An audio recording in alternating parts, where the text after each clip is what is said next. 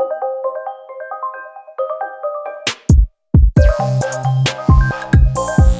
is happening, PGA DFS fans? Welcome to one of my PGA DFS Top 5 videos. This one is the Sleepers edition of the Valero Texas Open. I know we've got Masters Week just right around the corner, but plenty of money and tickets and everything else to be won this week. So let's go ahead and dive right in. We're going to go and review the picks from last week. And while Colin Morikawa, Patrick Cantlay, and Jason Day all failed to advance out of their pool, Victor Perez and Eric Van Rooyen both made it through. If you just pick those two guys, it's likely you got a cash because Victor Perez ended up making it all the way to the final four. So definitely a pretty good value there. Eric Van Rooyen lost in the Sweet 16, but still good value on both of those. This week, a little bit easier to pick the sleepers given the fact that, well, listen, I mean, we have guys that are probably either going to play two rounds or 4 rounds rather than having to worry about matches and final fours and all of that fun stuff. So let's go ahead and dive into my number 5 sleeper of the week. And coming in at 10%, that's why he's the number 5 sleeper, 10% or a little bit lower. Maybe on the fringe of being a sleeper play, but still, he's projected around some very, very chalky golfers, and that's Cameron Davis. Coming in at 8,800 this week, does not have great course history, but this year has totally transformed his game. We're going to check out the strokes gained ranks coming up soon. He's 16th off the tee. Let's go ahead and jump in there right now. I mean, that is one of the best that we've seen in, obviously, quite some time, and definitely a transformation based off of his last year's results. So, also pretty good on his approach as well, coming in 33rd this year, 108 putting. And while around the green, maybe that's where he needs to work on stuff a little bit. It has been much better than in years past when he was one of the worst. He's 182nd, so that puts him, somewhere in the middle of the pack, if you will. So now, again, Cameron Davis, 10% owned this week. Came in 33rd a couple of weeks ago at the Honda Classic, so at least a little bit of a bounce back. Okay, next we're going to talk about Aaron Wise. Aaron Wise coming in at 6% owned this week. Course history, he did miss the cut here 2 years ago, but his only win on the PGA Tour is in Texas.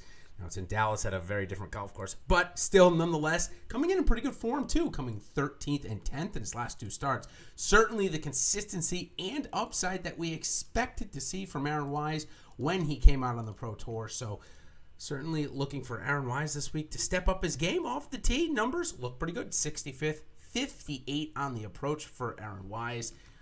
Around the green, that has also improved, which has probably helped out his results a little bit. 42nd with the putting, that has got to improve for him to win again. 200th on tour this year. So looking for Aaron Wise to have a good putting week here in San Antonio.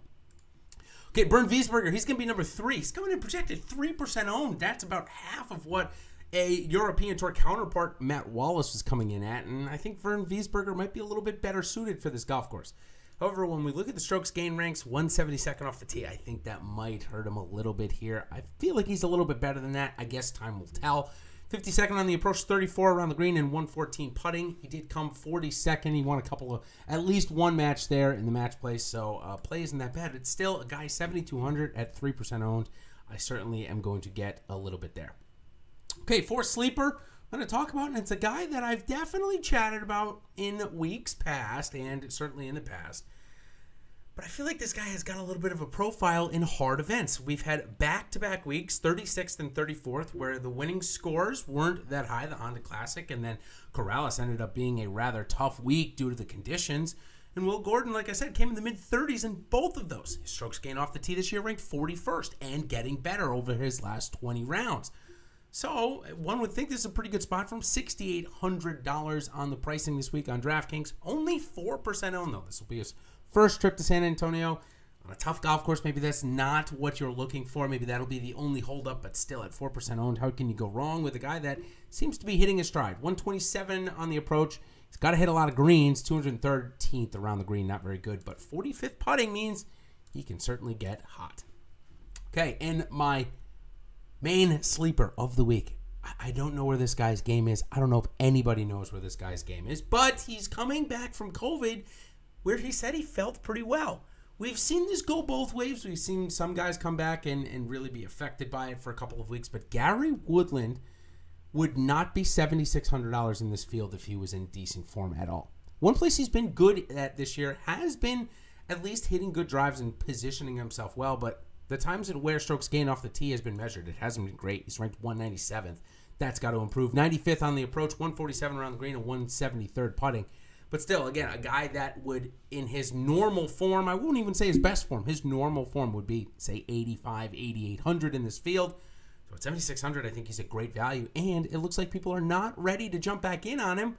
So it sounds like a great time for me to do so. 5% owned. All right, let's go 5-1 really quickly again. Do a review. Cam Davis, 8,800, 10% owned. Aaron Wise, 8,000, 6% owned. Bernd Wiesberger, 7,200, 3% owned. Will Gordon, 6,800, 4% owned. And last but not least, certainly not least, Gary Woodland, 7,600 and 5% owned. All right, that'll do it for my PGA DFS top 5 sleepers for the Valero Texas Open.